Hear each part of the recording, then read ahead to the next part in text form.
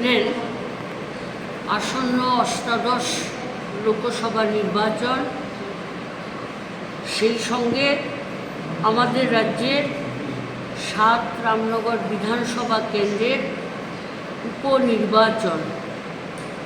এই দুটো নির্বাচনকে সামনে রেখে আজকে আমরা সারা ভারত গণতান্ত্রিক নারী সমিতির রাজ্য কমিটির পক্ষ থেকে আপনাদের সঙ্গে মিলিত হয়েছি। প্রথমত, অষ্টাদশ লোকসভা নির্বাচন গোটা দেশবাসীর সামনে আজকে একটা চ্যালেঞ্জ হিসাবে উপস্থিত হয়েছে। আমাদের দেশে 2014 সাল থেকে 2024 এই 10 বছর কেন্দ্রীয় সরকারে একটা বিশ্বাসঘাতক সরকার শাসন করে চলেছে। আরএসএস নিয়ন্ত্রিত এই সরকারের মূল লক্ষ্য হচ্ছে দেশের কর্পোরেট মালিক, বহুজাতিক সংস্থা এবং বৃহৎ পুঁজিপতিদের স্বার্থ রক্ষাকারী অর্থনৈতিক নীতি, তার সঙ্গে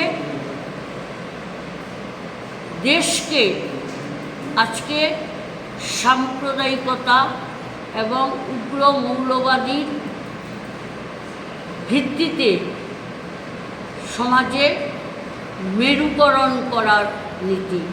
তারা চায় ভারতবর্ষটাকে একটা হিন্দু রাষ্ট্রে পরিণত করা। ফলে এদেশের সংখ্যালঘু জনগণ, ধর্মীয় সংখ্যালঘু মুসলিম সম্প্রদায়ের অংশের মানুষ, খ্রিস্টান, বৌদ্ধ সহ অন্যান্য দলিত এবং সংখ্যালঘু মানুষ আজকে চরম নিরাপত্তাহীনতার মধ্যে ভুগছে। এদেশে নারীদের ইজ্জত সম্মান বলতে কোনো কিছু নেই। রাষ্ট্রসংঘ কর্তৃক প্রকাশিত নারী উন্নয়ন দলিলে বলা হয়েছে বিশ্বের সবচেয়ে নারীদের জন্য নিরাপত্তাহীন রাষ্ট্র হিসাবে ভারত আজকে প্রশ্নচিহ্নের মুখে এসে দাঁড়িয়েছে।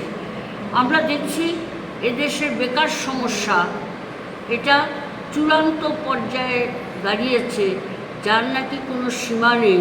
রাষ্ট্রসংঘ এটাও বলেছে ভারতে বেকারদের কর্মহীনতা আজকে জাতীয় সমস্যায় রূপান্তরিত হয়েছে। 2022 সালে যে সংখ্যাটা ছিল 23 কিছু অংশ, আজকে এটা আরও বহুমাত্রায় বেড়েছে। সমীক্ষা রিপোর্ট, এটা সর্বভারতীয় যে কর্মসংস্থানের উপরে ভিত্তি করে যে প্রতি বছর সমীক্ষা রিপোর্ট বেরোয়, তাতে দেখা যায় এই সংখ্যাটা উত্তর বৃদ্ধি পাচ্ছে। সেই সঙ্গে বৃদ্ধি পাচ্ছে কর্মচ্যুতি এবং ছাঁটাইয়ের সংখ্যা। শ্রমজীবী মানুষ যারা বিভিন্ন বেসরকারি প্রতিষ্ঠানগুলোতে কাজ করতেন অথবা সরকারি বিভিন্ন সংস্থাতে কাজ করত, আজকে সরকারি সংস্থাগুলো রাষ্ট্রায়ত্ত হয়ে যাওয়ার পরে তারা সেখান থেকে কাজ হারাচ্ছেন। আর বেসরকারি সংস্থাতে যারা কাজ করতেন অত্যন্ত স্বল্প মজুরিতে, সেখানেও আজকে কর্মচ্যুতি ঘটছে পাইকারি হারে। এমত অবস্থায় কাজ নেই, খাদ্য নেই, নিত্য প্রয়োজনীয় জিনিসের অস্বাভাবিক মূল্যবৃদ্ধি, গোটা দেশে আজকে একটা দুর্ভিক্ষের পদধ্বনি শোনা যাচ্ছে। তারপরেও দেশের আইন শৃঙ্খলা, বিচার ব্যবস্থা, পুলিশ প্রশাসন, স্বরাষ্ট্র দপ্তর এগুলোকে রাজনৈতিক চাপের মুখে নিয়ন্ত্রণ করছে বিজেপি সরকার। তো এই পরিস্থিতির মধ্যে নরেন্দ্র মোদীর নেতৃত্বে বিজেপি সরকার 2014 সালের নির্বাচনের আগে যেই প্রতিশ্রুতি জনগণকে দিয়েছিল, সেই প্রতিশ্রুতিগুলো একটিও কার্যকরী করেনি। বেমালুম ভুলে তারা তাদের নিজস্ব গতিতে, নিজস্ব নীতিতে দেশটাকে পরিচালনা করছে।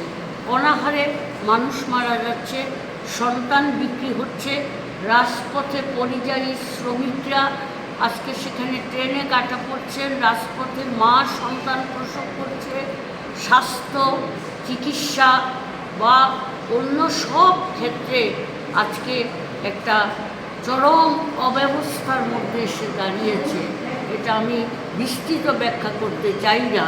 আপনারা সাংবাদিক বন্ধুরা জানেন যে করোনাকালীন সময়ে লক্ষ লক্ষ লোক মারা গেছে, কিন্তু প্রতিকারহীন বিচারের বাণী নিবৃতে কেঁদেছে। ঠিক একই রকমভাবে আজকে ভারতবর্ষে নারী নির্যাতনের ঘটনাগুলিও যেরকমভাবে ঘটে চলেছে, কোনো প্রতিকার নেই। তো অষ্টাদশ লোকসভা নির্বাচন প্রাককালে আমরা দেখলাম ভারতের বিভিন্ন রাজনৈতিক দল, বিজেপি রাজনৈতিক দলগুলো ধর্মনিরপেক্ষ, যারা দেশের এই পরিস্থিতির বিরুদ্ধে রুখে দাঁড়িয়েছেন, যারা ভারতবর্ষের সংবিধানকে রক্ষা করতে চান, মানুষের গণতান্ত্রিক অধিকারকে রক্ষা করতে চান, যারা বিচার ব্যবস্থাতে মানুষের ন্যায় বিচারের পক্ষে কথা কন, যারা গোটা দেশের মধ্যে সামাজিক যে অস্থিরতা তৈরি হয়েছে সে অস্থিরতার বিরুদ্ধে যারা কথা বলছেন, তারা সমস্ত রাজনৈতিক দলগুলো, 27টা রাজনৈতিক দল সম্মিলিতভাবে ইন্ডিয়া ব্লক আজকে তৈরি হয়েছে। এবং এই নির্বাচনের মূল প্রতিপক্ষ, বিজেপির প্রধান প্রতিপক্ষ হচ্ছে ইন্ডিয়া ব্লক। আমরা দেখলাম